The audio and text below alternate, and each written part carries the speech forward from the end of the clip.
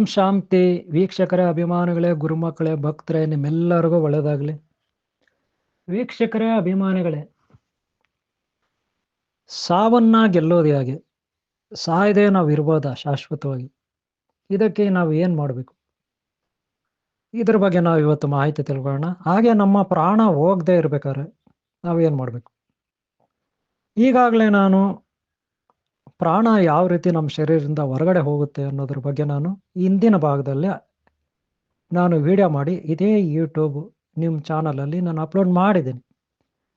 ನೀವು ನೋಡಿರ್ಬೋದು. ನೋಡಿದರೆ ಭಾಗ 2 ಇದನ್ನು ಕಂಟಿನ್ಯೂ ಮಾಡಿ.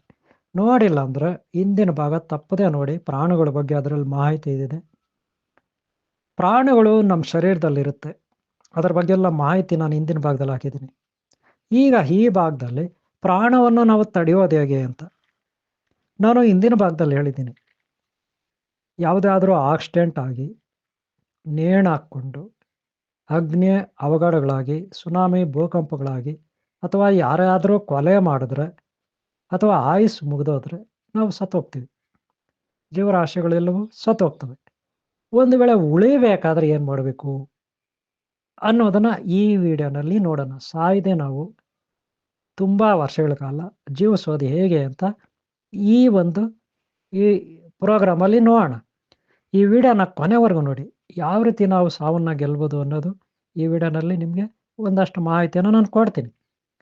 ನೋಡಿ ಇವರ ವೈಜ್ಞಾನಿಕವಾಗಿ ವಿಜ್ಞಾನ ಏನು ಹೇಳುತ್ತೆ, ವೈಜ್ಞಾನಿಕವಾಗಿ ಅದರ ಪ್ರಕಾರ ಆಧ್ಯಾತ್ಮ ಏನು ಹೇಳುತ್ತೆ, ಅದರ ಪ್ರಕಾರ ನಾವು ಈ ಒಂದು ಭಾಗದಲ್ಲಿ ತಿಳ್ಕೊಳ್ಳೋಣ. ನೋಡಿ, ಯಾವುದೇ ಶರೀರ ಆಗಲಿ ಹುಟ್ಟಿದ ಮೇಲೆ ಸತ್ತೋಗುತ್ತೆ, ಹುಟ್ಟಿದ ಮೇಲೆ ಸತ್ತೋಗುತ್ತೆ, ಬದುಕೋದಿಲ್ಲ. ಮತ್ತೆ ಪುನರ್ಜನ್ಮ, ಮತ್ತೆ ಜನ್ಮ, ಮತ್ತೆ ಪುನರ್ಜನ್ಮ, ಮತ್ತೆ ಸಾವು, ಹುಟ್ಟು ಸಾವು, ಹುಟ್ಟು ಸಾವು. ಇದೊಂದು ಚಕ್ರ, ಸೃಷ್ಟಿ ಚಕ್ರ ಅಂತ ವೇದಗಳಲ್ಲಿ, ಪುರಾಣಗಳಲ್ಲಿ ಅಲ್ಲಿ ಇಲ್ಲೆಲ್ಲ ಕೆಲವರೆಲ್ಲ ದೊಡ್ಡವರು ಹೇಳೋದನ್ನು ನೀವು ಕೇಳಿರ್ತೀರ. ಹಾಗೆ ನೀವು ಓದಿ ತಿಳ್ಕೊಂಡಿರ್ತೀರ ಅಲ್ವಾ? ಆದರೆ ಸಾವನ್ನ ಗೆದ್ದವರೇ ಇಲ್ವಾ? ಚಿರಂಜೀವಿಗಳಿಲ್ವಾ? ಇದಾರಲ್ವಾ? ಹನುಮಂತ ದೇವರು ಇದ್ದಾನೆ, ಅಶ್ವತ್ಥಾಮ ಬೇರೆ ಇದ್ದಾನೆ ಅಂತಾರೆ, ದ್ರೋಣಾಚಾರ್ಯ ಇದ್ದಾರೆ ಅಂತಾರೆ. ಹಾಗೆ ಭಕ್ತ ಧ್ರುವ, ಮಾರ್ಕಂಡೇಯ ಇದ್ದಾರೆ. ಹಾಗೆ ಭಕ್ತ ಧ್ರುವ ಇದ್ದಾರೆ, ಮಾರ್ಕಂಡೇಯ ಇದ್ದಾರೆ. ಹಾಗೆ ನಾರದ ಮಹರ್ಷಿಗಳಿದ್ದಾರೆ. ಇನ್ನೂ ಸಾಕಷ್ಟು ಸಪ್ತರ್ಷಿಗಳಿದ್ದಾರೆ. ಅಷ್ಟೇ ಯಾಕೆ ಹನುಮಂತ ದೇವರಿಲ್ವಾ? ಶ್ರೀರಾಮ ಭಕ್ತ, ಶ್ರೀರಾಮ ದೂತ, ಬಜರಂಗಿ ಬಲ್ಲಿ, ಅಷ್ಟಮಹಾಸಿದ್ಧಿ ಸ್ವರೂಪ, ಮಹಾಶಕ್ತಿಮಾನ್ ಸೂಪರ್ಮ್ಯಾನ್ ಹನುಮಂತ ಇದ್ದಾರೆ. ಇವರೆಲ್ಲ ಇರಬೇಕಾದ್ರೆ ನಾವ್ಯಾಕೆ ಸಾವನ್ನ ಗೆಲ್ಲಕ್ಕಾಗಲ್ಲ ಅನ್ನೋದೊಂದು ಪ್ರಶ್ನೆ ನನ್ನ ಬಾಲ್ಯದಲ್ಲೇ ನನಗೆ ಬಂತು. ಅದಕ್ಕೆ ನಾನು ಮಾಡಿದ್ದಿಷ್ಟಪ್ಪ. ಮೊದಲು ನಾವು ಸಾವು ಯಾಕೆ ಬರುತ್ತೆ ಅಂತ ಕಂಡುಹಿಡಬೇಕು. ಮೊದಲನೇದು, ಸಾವು ಯಾಕೆ ಬರುತ್ತೆ? ಯಾರಾದರೂ ನಮ್ಮನ್ನು ಕೊಲೆ ಮಾಡಿದ್ರೆ ಸಾವು ಬರುತ್ತೆ. ನಾವೇ ನೇಣು ಹಾಕ್ಕೊಂಡ್ರೆ ಅಥವಾ ಆತ್ಮಹತ್ಯೆ ಮಾಡಿಕೊಂಡ್ರೆ ಸಾವು ಬರುತ್ತೆ. ಹಾಗೆ ಆಯುಸ್ಸು ಮುಗಿದೋದ್ರೆ ಬರುತ್ತೆ ಅಂತಾರೆ. ಸರಿ, ಒಂದು ಕೆಲಸ ಮಾಡೋಣ. ಏನೇ ಆಗಲಿ, ಇಲ್ಲಿ ಸಾವು ಅನ್ನೋದು ಬರುತ್ತೆ. ಅದು ಬರ್ತಾ ಹಾಗೆ ಇರ್ಬೇಕಾದ್ರೆ ಏನು ಮಾಡಬೇಕು? ನಮ್ಮನ್ನು ಯಾರೂ ಕೊಲೆ ಮಾಡಬಾರ್ದು. ಮನುಷ್ಯರಷ್ಟೇ ಅಲ್ಲ, ಪ್ರಾಣಿಗಳು ನಮ್ಮನ್ನು ಸಾಯಿಸಬಾರ್ದು, ದುಷ್ಟಶಕ್ತಿಗಳು ಸಾಯಿಸಬಾರ್ದು. ಕಡೆಗೆ ಯಮಧರ್ಮ ಅಂತಾರೆ, ಆತನೂ ನಮ್ಮನ್ನು ಸಾಯಿಸಬಾರ್ದು. ಕಡೆಗೆ ಮಹಾಕಾಲ ಶಿವ ಅಂತಾರೆ, ಆತನೂ ನಮ್ಮನ್ನು ಸಾಯಿಸಬಾರ್ದು. ಅದಕ್ಕೆ ನಾವೇನು ಮಾಡಬೇಕು? ನಿಮಗೆ ಗೊತ್ತೇ ಇದೆ. ನಾವು ಅವರು ಭಕ್ತರಾಗ್ಬಿಟ್ರೆ ಖಂಡಿತ ನಾವು ಅವರ ಸೂತ್ರಗಳನ್ನು, ತತ್ವಗಳನ್ನು ಪರಿಪಾಲನೆ ಮಾಡಿದ್ರೆ, ಅಂದರೆ ನ್ಯಾಯ, ನೀತಿ, ಸತ್ಯ, ಧರ್ಮನ ಪರಿಪಾಲನೆ ಮಾಡಿದ್ರೆ ಖಂಡಿತ ಅವರ ಆಶೀರ್ವಾದ ನಮಗಿರುತ್ತೆ. ಇದು ಮೊದಲನೇದು. ಎರಡನೇದು, ನಮಗೆ ಯಾರು ಅನರ್ಥಗಳು ಮಾಡಬಾರ್ದು, ನಮಗೆ ತೊಂದರೆ ಮಾಡಬಾರ್ದು ಅಂದರೆ ಮೊದಲು ಗ್ರಹ ಬಲಗಳ ಶಕ್ತಿ ನಮ್ಮ ಅಧೀನಕ್ಕೆ ಬರಬೇಕು. ಗ್ರಹ ಬಲಗಳ ಶಕ್ತಿ, ಸಿದ್ಧಿಶಕ್ತಿ, ಮಂತ್ರಶಕ್ತಿ ನಮ್ಮ ಅಧೀನಕ್ಕೆ ಬರಬೇಕು. ಅಂದರೆ ಗ್ರಹ ಬಲಗಳು ನಮ್ಮಿಷ್ಟ ಪ್ರಕಾರ ನಡೀತವೆ. ಅಂದರೆ ಸೃಷ್ಟಿ ಚಕ್ರ ನಮ್ಮಿಷ್ಟ ಪ್ರಕಾರ ನಡೀತದೆ. ಆಗ ನಮ್ಮನ್ನು ಯಾರೂ ಸಾಯಿಸೋಕ್ಕಾಗಲ್ಲ. ಇದು ಎರಡನೇದು. ಇನ್ನು ನಾವು ಆತ್ಮಹತ್ಯೆ ಮಾಡ್ಕೋಬಾರ್ದು ಅಂದರೆ ನಮಗೆ ಯಾವುದೇ ರೋಗ ಇರಬಾರ್ದು, ಸಾಲದ ಬಾಧೆ ಇರಬಾರ್ದು, ಯಾವುದೇ ಕಷ್ಟಗಳಿರಬಾರ್ದು ಅಲ್ವಾ? ಹಾಗೆ ನೋವು ಅನ್ನೋದು ನಮಗಿರಬಾರ್ದು. ನಮ್ಮ ಕಣ್ಮುಂದೆ ಯಾರೇ ನಮ್ಮ ಬಂಧುಗಳು ತೀರೋದ್ರು ಅಂದರೆ ಸತ್ತು ಹೋದ್ರು, ನಮ್ಮ ತಾಯಿ, ತಂದೆ, ಅಕ್ಕ, ತಮ್ಮ, ಬಂಧು ಬಳಗ, ಮಕ್ಕಳು, ಹೆಂಡತಿ ಯಾರೇ ತೀರೋದ್ರು, ನಾವು ಅವ್ರ ಮೇಲೆ ಮೋಹ ಇಟ್ಕೊಂಡು ಸಾಯಬಾರ್ದು. ನಾವು ಆತ್ಮಹತ್ಯೆ ಮಾಡ್ಕೋಬಾರ್ದು. ಇದು ಒಂದು. ಮೊದಲು ನಾವು ಆಸೆಯನ್ನು ಬಿಡಬೇಕು. ಹಾಗೆ ಹಿಂಸೆಯನ್ನು ಬಿಡಬೇಕು. ಯಾವುದೇ ಪ್ರಾಣಿಗಳನ್ನು ನಾವು ಹಿಂಸೆ ಮಾಡಬಾರ್ದು. ಹಾಗೆ ಆಸೆ ಆಕಾಂಕ್ಷೆಗಳು ಇಟ್ಕೋಬಾರ್ದು. ಏನೋ ಸರಳವಾದ ಜೀವನ ಮಾಡಬೇಕು, ಸುಂದರವಾದ ಜೀವನ ಮಾಡಬೇಕು. ನಮಗೇನು ಬೇಕು ಅವಶ್ಯಕತೆಗಳಿಗೆ ಮಿತವಾದ, ಸರಳವಾದ, ತೃಪ್ತಿಕರವಾದ ವ್ಯವಸ್ಥೆ, ಸೌಕರ್ಯ, ಸೌಲಭ್ಯ ಅಷ್ಟಕ್ಕೆ ಮಾತ್ರ ನಾವು ಹೋರಾಟ ಮಾಡಬೇಕಿಲ್ಲಿ. ಅದನ್ನು ಬಿಟ್ಟು ವಿಪರೀತ ಬುದ್ಧಿ, ದುರಾಲೋಚನೆ, ದುರ್ಬುದ್ಧಿ, ದುರ್ಮಾರ್ಗ ಇವಿಟ್ಕೊಬಿಟ್ರೆ ಖಂಡಿತ ನಾವು ಯಮಧರ್ಮ ಕೋಪ ಮಾಡ್ಕೊಳ್ತಾನೆ. ಯಮನ ಕೋಪಕ್ಕೆ ನಾವು ಗುರಿ ಆಗ್ತೀವಿ. ಆಗ ಶನೇಶ್ವರ ಬಂದು ಹೆಗಲ ಮೇಲೆ ಕೂತ್ಕೊತಾನೆ. ದಾರಿದ್ರ ಆ ಜ್ಯೇಷ್ಠಲಕ್ಷ್ಮಿ ಬಂದು ಒಕ್ಕರ್ಸ್ಕೊಳ್ತಾಳೆ. ರೋಗಗಳು ಬರುತ್ತೆ, ಸಾವು ಬರುತ್ತೆ. ಅದಕ್ಕೆ ನಾವು ಆರೋಗ್ಯವನ್ನು ಕಾಪಾಡ್ಕೋಬೇಕು. ಮಾನಸಿಕವಾಗಿ, ದೈಹಿಕವಾಗಿ ನಾವು ಸದೃಢರಾಗಿರಬೇಕು. ಅಂದರೆ ಮಾನಸಿಕವಾಗಿ, ಭಾವನಾತ್ಮಕವಾಗಿ ನ್ಯಾಯ, ನೀತಿ, ಸತ್ಯ, ಧರ್ಮಗಳನ್ನು ಪಾಲನೆ ಮಾಡಬೇಕು. ದೈಹಿಕವಾಗಿ ಸಾತ್ವಿಕ ಆಹಾರ, ಒಳ್ಳೆಯ ಆಹಾರವನ್ನು ಸೇವನೆ ಮಾಡಬೇಕು. ಇನ್ನು ವ್ಯಾವಹಾರಿಕವಾಗಿ ಕೆಲಸ ಕಾರ್ಯಗಳಲ್ಲಿ ಅತಿಯಾದ ಕೆಲಸ ಇಟ್ಕೊಳ್ಳೋದು, ಎಲ್ಲಂದ್ರಲ್ಲಿ ಓಡಾಡೋದು, ಅಂದರೆ ಬಸ್ಗಳಲ್ಲಿ, ಕಾರುಗಳಲ್ಲಿ, ಟೂ ವೀಲರ್ಗಳಲ್ಲಿ, ಟ್ರೈನ್ಗಳಲ್ಲಿ, ಪ್ಲೇನ್ಗಳಲ್ಲಿ ಓಡಾಟ. ಎಲ್ಲಿ ನೋಡಲಿ ಓಡಾಡೋದು, ಯಾವಾಗಲೂ ಓಡಾಟ. ಅಲ್ಲಿ ಹೋಗೋದು, ಇಲ್ಲಿ ಹೋಗೋದು, ಅಲ್ಲಿ ಸುತ್ತೋದು, ಇಲ್ಲಿ ಸುತ್ತೋದು ಮಾಡ್ತಾಯಿದ್ರೆ ಒಂದಲ್ಲ ಒಂದು ಸಾರಿ ಆಕ್ಸಿಡೆಂಟ್ ಆಗಲೇಬೇಕಲ್ವಾ, ಸಾಯಲೇಬೇಕಲ್ವಾ, ಇಲ್ಲ ಕೈ ಕಾಲು ಮುರ್ಕೋಬೇಕಲ್ವಾ, ಇದೆಲ್ಲ ಬೇಕಾ? ಇನ್ನು ಅನಾರೋಗ್ಯ ಯಾಕೆ ಬರುತ್ತೆ? ಕುಡಿಯೋ ನೀರು ಶುದ್ಧವಾಗಿರಲ್ಲ, ತಿನ್ನೋ ಆಹಾರ ಶುದ್ಧವಾಗಿರಲ್ಲ, ತಿನ್ನಬಾರ್ದೆಲ್ಲ ತಿನ್ನೋದು, ಕುಡಿಬಾರ್ದ ಕಡೆಲ್ಲ ಕುಡಿಯೋದು ನೀರನ್ನ. ಅಟ್ಲೀಸ್ಟ್ ಬಾಟಲ್ ಕೂಡ ಜೊತೆನಲ್ಲಿ ಎತ್ಕೊಂಡೋಗಲ್ಲ. ಜೊತೆನಲ್ಲಿ ಬಾಟಲ್ ಎತ್ಕೊಂಡೋದ್ರು ಅವರು ಇವರು ಎಲ್ಲರೂ ಒಂದೇ ಬಾಟ್ಲಲ್ಲಿ ನೀರು ಕುಡಿಯೋದು. ಈ ರೀತಿ ಮಾಡಿದಾಗ ನಾನಾ ರೀತಿಯ ಸಾಂಕ್ರಾಮಿಕ ರೋಗಗಳು, ಅಂಟು ರೋಗಗಳು ಒಬ್ಬರಿಂದ ಒಬ್ರಿಗೆ ಬರ್ತವೆ. ಇದರಿಂದ ಮನುಷ್ಯನಿಗೆ ಸಾವು ಬರುತ್ತೆ, ಮರಣ ಬರುತ್ತೆ, ಸತ್ತು ಹೋಗ್ತಾರೆ. ಇನ್ನು ಶತ್ರುಗಳನ್ನು ಇಟ್ಕೊಳ್ಳೋದು. ಶತ್ರುಗಳಂದ್ರೆ ಯಾರು? ಚಿಕ್ಕಾಪಟ್ಟೆ ಜನಗಳ ಮೇಲೆ ಜಗಳ ಮಾಡೋದು, ಅವ್ರ ಮೇಲೆ ಇವ್ರ ಮೇಲೆ ಫೈಟ್ ಮಾಡೋದು, ಕಾಲು ಕೆರ್ಕೊಂಡು ಜಗಳಕ್ಕೆ ಹೋಗೋದು. ಈ ರೀತಿ ಶತ್ರುತ್ವನ ಕಟ್ಕೋತಾರೆ. ತುಂಬ ಮಂದಿ ಈ ಕೆಲಸ ಮಾಡ್ತಾರೆ. ಲಾಸ್ಟಿಗೆ ಆ ಶತ್ರುಗಳಿಂದಾನೇ ಒಡಿಸ್ಕೊಂಡು ಸತ್ತೋಗ್ತಾರೆ. ನೀವು ನೋಡಿರ್ಬೋದು ಸಿನಿಮಾಗಳಲ್ಲಿ ಅಥವಾ ನಿಜ ಜೀವನದಲ್ಲಿ. ಈ ರೌಡಿಗಳು, ಗಿವುಡಿಗಳು ಅಂತಾರಲ್ಲ, ಅವರೆಲ್ಲ ರೌಡಿಸಮ್ ಮಾಡ್ತಾರೆ. ಬೇರೆ ರೌಡಿಗಳಿಂದ ಅಥವಾ ಬೇರೆ ಗುಂಪುಗಳಿಂದ, ತಂಡಗಳಿಂದ, ಟೀಮ್ಗಳಿಂದ ಲಾಸ್ಟ್ಗೆ ಓಡಿಸ್ಕೊಂಡು ಸತ್ತೋಗ್ತಾರೆ. ಇದೆಲ್ಲ ಬೇಕಾ? ಒಟ್ಟಿನಲ್ಲಿ ಮರಣ ಯಾವುದೋ ಒಂದು ರೀತಿಯಲ್ಲಿ ಬರುತ್ತೆ. ಇನ್ನು ಪ್ರಾಣಿಗಳಿಂದನೂ ಮರಣ ಬರುತ್ತೆ. ಈಗ ಸರ್ಪದೋಷ ಅಂತಾರೆ, ಸರ್ಪಗಳಿಂದ ಮರಣ ಬರುತ್ತೆ, ಅಥವಾ ಇನ್ಯಾವುದೋ ಪ್ರಾಣಿಯಿಂದ ಮರಣ ಬರುತ್ತೆ. ಇವೆಲ್ಲ ಬರಬಾರ್ದು ಅಂದ್ರೆ ಏನು ಮಾಡಬೇಕು? ನಾನು ಮೊದಲೇ ಹೇಳಿದ್ದೀನಿ, ನ್ಯಾಯ, ನೀತಿ, ಸತ್ಯ, ಧರ್ಮ ಇಷ್ಟನ್ನು ನಾವು ಪಾಲನೆ ಮಾಡಬೇಕು.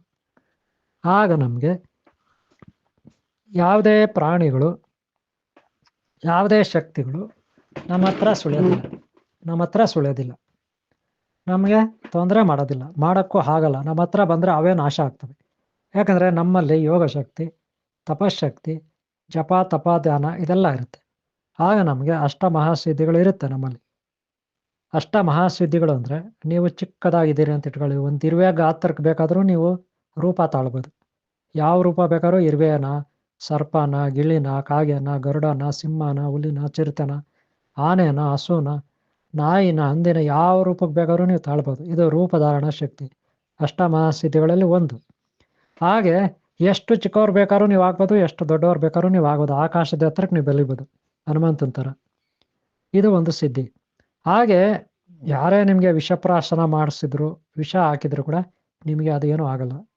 ನಿಮ್ಮ ಶರೀರದಲ್ಲಿ, ಇಡೀ ನಿಮ್ಮ ಶರೀರ ಪ್ರತಿ ಕಣ ಕಣ, ಅಣುರೇಣು ತುಣಕಾಷ್ಟವು ಅಮೃತತ್ವದಿಂದ ಕೂಡಿರುತ್ತೆ. ಅದಕ್ಕೆ ನಿಮ್ಮನ್ನು ಯಾರು ಏನೂ ಮಾಡೋಕ್ಕಾಗಲ್ಲ. ನೀವು ಮೃತ್ಯುಂಜರಾಗಿರ್ತೀರಿ. ಒಟ್ಟಾರೆ ಈ ರೀತಿ ಶಕ್ತಿಗಳನ್ನು ಪಡ್ಕೋಬೇಕು ಅಂದರೆ, ಪಡ್ಕೊಳ್ಳೋಷ್ಟು ಹೊತ್ತಿಗೆ ನೀವು ಒಬ್ಬ ಶಕ್ತಿಮಾನ್ ಆಗಿರ್ತೀರ, ಸೂಪರ್ಮ್ಯಾನ್ ಆಗಿರ್ತೀರ. ಇದರಿಂದ ಯಾರು ನಿಮ್ಮನ್ನೇನು ಮಾಡೋಕ್ಕಾಗಲ್ಲ. ಅದಕ್ಕೆ ಬೇಕಾದ್ದೇನಪ್ಪ ಅಂದರೆ, ನಾನು ಆಗಲೇ ಹೇಳಿದೆ, ಶುದ್ಧವಾದ ಆಹಾರ, ಶುದ್ಧವಾದ ನೀರು ಮೊದಲನೇದು. ಎರಡನೇದು ಶತ್ರುತ್ವ ಕಟ್ಕೋಬಾರ್ದು ಯಾರ ಹತ್ರ. ಮೂರನೇದು ದೈವಭಕ್ತಿ, ಗುರುಭಕ್ತಿ ಇರಬೇಕು. ನ್ಯಾಯ, ನೀತಿ, ಸತ್ಯ, ಧರ್ಮಗಳನ್ನು ತಿಳ್ಕೊಂಡು ವೇದಾಂತ, ಶಿವಪುರಾಣ, ವಿಷ್ಣು ಪುರಾಣ, ಸ್ಕಂದ ಪುರಾಣ, ಮಹಾಭಾರತ, ರಾಮಾಯಣ, ಹಾಗೆ ವೇದಗಳು ಇವೆಲ್ಲವನ್ನು ಓದಿ, ಜೊತೆಗೆ ಅನ್ಯ ಧರ್ಮದ ಗ್ರಂಥಗಳು, ಬೈಬಲ್ಲು, ಕುರಾನು ಇತ್ಯಾದಿ ಎಲ್ಲವನ್ನೂ ಓದಬೇಕು. ಹಾಗೆ ಎಲ್ಲ ಧರ್ಮಗಳ ಬಗ್ಗೆ, ಗುರುಗಳ ಬಗ್ಗೆ ನಾವು ತಿಳ್ಕೋಬೇಕು. ಹಾಗೆ ನಮ್ಮಲ್ಲಿ ಪ್ರೀತಿ, ಪ್ರೇಮ, ದಯೆ, ದಾಕ್ಷಿಣ್ಯ ಇರಬೇಕು. ಇವೆಲ್ಲ ಇದ್ದಾಗ ನಮಗೆ ಸಾವು ಅನ್ನೋದೇ ಬರೋದಿಲ್ಲ. ಯಾಕಂದರೆ ಪ್ರತಿಯೊಂದು ನಮ್ಮನ್ನು ಗೌರವಿಸುತ್ತೆ, ನಮಗೆ ಗೌರವ ಕೊಡುತ್ತೆ ಹೊರತು, ನಮಗೆ ಶರಣಾಗತಿ ಆಗಿರುತ್ತೆ ಹೊರತು ನಮ್ಮ ಮೇಲೆ ವಿರೋಧವಾಗಿ ನಿಂತ್ಕೊಳ್ಳೋದಿಲ್ಲ ಯಾವ ಶಕ್ತಿನೂ. ಒಂದು ವೇಳೆ ಯಾವುದಾದ್ರೂ ಈ ಮನುಷ್ಯ, ಪ್ರಾಣಿ, ದುಷ್ಟಶಕ್ತಿಗಳು ನಮ್ಮ ಹಿಂದೆ ಬಂದರೆ, ನಮಗೆ ವಿರೋಧವಾಗಿ ನಿಂತ್ಕೊಂಡ್ರೆ ಅವು ನಾಶ ಆಗ್ತವೆ. ಅಂದರೆ ನಮ್ಮ ಶತ್ರುಗಳು ನಾಶ ಆಗ್ತವೆ. ಇದರಲ್ಲಿ ಯಾವುದೇ ರೀತಿಯ ಸಂದೇಹ ನಿಮಗೆ ಬೇಡ. ಅಂದರೆ ನೀವೇನು ಕಲಿಬೇಕು? ನ್ಯಾಯ, ನೀತಿ, ಸತ್ಯ, ಧರ್ಮ ಇವನ್ನ ಕಲಿಬೇಕು. ಯಾವುದೇ ದುರಾಲೋಚನೆ ಇರಬಾರ್ದು. ಹಾಗೆ ಆಹಾರ ಪದಾರ್ಥಗಳಲ್ಲಿ ಒಂದು ನಿಯಮ, ಕ್ರಮ ಸಿದ್ಧಾಂತ ನಿಯಮ ಇರಬೇಕು. ಹಾಗೆ ಇದ್ದಾಗ ನಿಮ್ಮ ಜೀವನ ಸುಖಮಯವಾಗಿರುತ್ತೆ. ಹೆಚ್ಚಾಗಿ ಓಡಾಟ ಇರಬಾರ್ದು. ಹೀಗೆ ಸಾಕಷ್ಟು ಸಿಸ್ಟಮ್ ಇರ್ತದೆ. ಇದನ್ನೆಲ್ಲ ನೀವು ಕಲಿಬೇಕು, ಪಾಲನೆ ಮಾಡಬೇಕು. ಅವಾಗ ನೀವು ಖಂಡಿತ ಅಮರತ್ವವನ್ನು ಪಡಿತೀರ. ನಿಮಗೆ ಸಾವು ಅನ್ನೋದೇ ಬರೋದಿಲ್ಲ. ಲಕ್ಷಾಂತರ ವರ್ಷ, ಕೋಟ್ಯಾಂತರ ವರ್ಷ ಇದೇ ಶರೀರದಲ್ಲಿ ನೀವಿರ್ತೀರ. ರೋಗ ಅನ್ನೋದೇ ಇರೋದಿಲ್ಲ. ನಿಮಗೆ ದಾರಿದ್ರ್ಯ ಅನ್ನೋದೇ ಇರೋದಿಲ್ಲ. ಆ ಮಹಾಲಕ್ಷ್ಮಿ ನಿಮ್ಗೆ ಅಲ್ದಿರ್ತಾಳೆ. ಆ ಕುಬೇರ ಏನು ಧನ್ವಂತರ ದೇವ್, ಅಶ್ವಿನಿ ಕುಮಾರ್ ಇವರೆಲ್ಲ 33 ಕೋಟಿ ದೇವತೆಗಳು ಅಲ್ದಿರ್ತಾರೆ.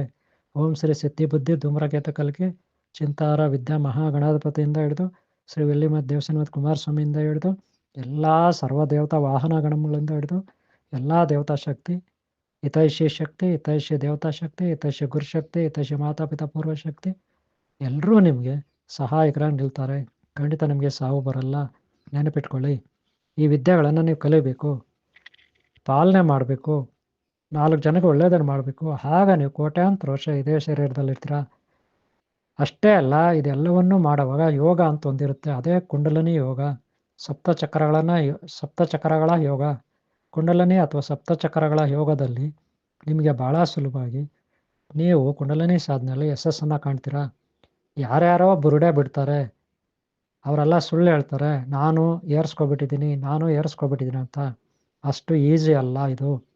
ಒಂದು ವೇಳೆ ಮೂಲಾಧಾರದಿಂದ ಸಹಸ್ರಾರ ಹೋಗೋ ಈ ಕುಂಡಲಿನಿ ಚಕ್ರದಲ್ಲಿ ಸಕ್ಸಸ್ ಆಗಿಬಿಟ್ರೆ ಅದು ಮೋಕ್ಷ ಅಂತಾರೆ, ಜೀವನ್ಮುಕ್ತಿ ಅಂತಾರೆ. ಅವರಿಗೆ ಸಾವು ಎಂಬುದೇ ಇಲ್ಲ. ಅವರು ಸಾವನ್ನು ಗೆದ್ದಿದ್ದಾರೆ. ಸಾಕ್ಷಾತ್ ಅವರು ಭಗವಂತ ಭಗವತಿ ಆಗಿರ್ತಾರೆ. ಇದು ಅಂಥ ಒಂದು ದೊಡ್ಡ ಜ್ಞಾನವನ್ನು ಯಾರ್ಯಾರೋ ಬಹಳ ತುಚ್ಛವಾಗಿ ಸಣ್ಣದಾಗಿ ಮಾತಾಡ್ತಾರೆ. ಅದು ಅವಮಾನ. ಆ ರೀತಿ ಮಾತಾಡಿದ್ರೆ ಅದು ಮಹಾಪಾಪ ಕೂಡ ಹೌದು. ಅದಕ್ಕೆ ನೀವು ಗೌರವ ಕೊಡಿ ವೇದಾಂತ ಪಂಚಕರಣಕ್ಕೆ, ವೇದಾಂತ ಸಾರಕ್ಕೆ, ಕುಂಡಲಿನಿ ಮಹಾಶಕ್ತಿ ಸಾಧನೆಗೆ. ಓಕೆ ಅವರೇ, ಸಾವನ್ನು ಯಾವ ರೀತಿ ಗೆಲ್ಬೋದು ಅಂತ ನಾನು ನಿಮಗೆ ಸ್ವಲ್ಪ ಮಟ್ಟಿಗೆ ತಿಳಿಸ್ಕೊಟ್ಟಿದ್ದೀನಿ. ಮುಂದೆ ಹೆಚ್ಚಾಗಿ ನೀವು ತಿಳ್ಕೊಳ್ಳಿ. ಅಲ್ಲಿವರೆಗೂ ನಾನು ನಿಮಗೆ ನನ್ನ ಆಶೀರ್ವಾದಗಳು ಇರುತ್ತೆ. ಈ ವಿಡಿಯೋ ನಿಮ್ಗೆ ಇಷ್ಟ ಆಗಿದ್ರೆ ಒಂದು ಲೈಕ್ ಮಾಡಿ. ನೀವು ಲೈಕ್ ಮಾಡೋದ ಮೂಲಕ ನನಗೆ ಪ್ರೋತ್ಸಾಹ ನೀಡಿದಂತಾಗುತ್ತೆ. ಹಾಗೆ ಹಿಂದಿನ ಭಾಗ ನೋಡಿ, ಮುಂದಿನ ಭಾಗ ನೋಡಿ. ನಿಮ್ಗೆ ಒಳ್ಳೆಯದಾಗಲಿ. ಹಾಗೆ ಮುಂದೆ ಪ್ರಾಣಶಕ್ತಿ ಬಗ್ಗೆ ಇನ್ನೂ ಹೆಚ್ಚಾಗಿ ಮಾಹಿತಿ ಕೊಡ್ತೀನಿ 3ನೇ ಭಾಗದಲ್ಲಿ. ಓಕೆ, ಸಬ್ಸ್ಕ್ರೈಬ್ ಮಾಡ್ಕೊಳ್ಳೋದು ಮರಿಬೇಡಿ, ಲೈಕ್ ಮಾಡೋದು ಮರಿಬೇಡಿ. ಓಂ ಶಾಂತಿ, ಓಂ ಶಾಂತಿ, ಓಂ ಶಾಂತಿ. ಒಳ್ಳೆಯದಾಗಲಿ ನಿಮಗೆ.